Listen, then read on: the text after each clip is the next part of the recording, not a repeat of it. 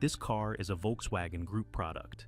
Bugatti shares the same corporate bloodline as Audi, Bentley, and Volkswagen, which means the sensors, the electrical clips, and the small components buried deep inside a $4 million hypercar are not always unique works of engineering forged in a secret laboratory.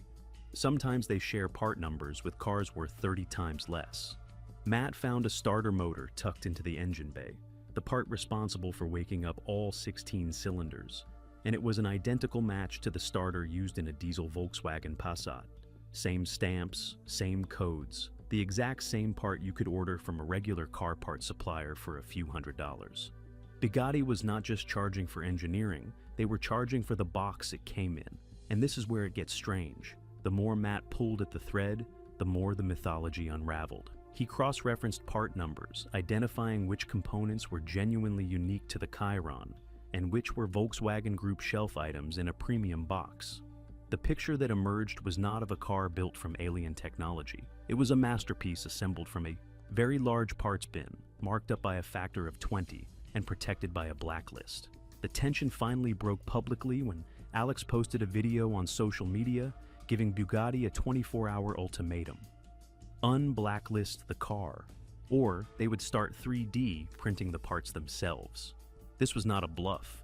It was a calculated attack on the single most vulnerable point of Bugatti's entire brand model. If a guy in a shed could print a fender that was dimensionally identical to the real one, the $200,000 factory price tag would stop looking like a premium and start looking like something else entirely. The internet caught fire. Every car forum, every YouTube comment section, every automotive podcast was suddenly asking the same question. What is Bugatti going to do? If you want to find out, and trust us, the CEO's response is the last thing anyone expected. Hit subscribe right now, because that moment is coming, and it changes the entire story. Dismantling the myth of impossible. Matt Armstrong arrived back at his workshop in the UK with the Chiron on a trailer and a factory rulebook, telling him there were exactly 2 places on the entire planet capable of splitting the car in half. Multi-million-dollar hydraulic cradles, laser-guided rails, a certified facility. According to Bugatti's own official service manuals, attempting to separate the front carbon fiber tub from the rear engine subframe anywhere else was not just discouraged.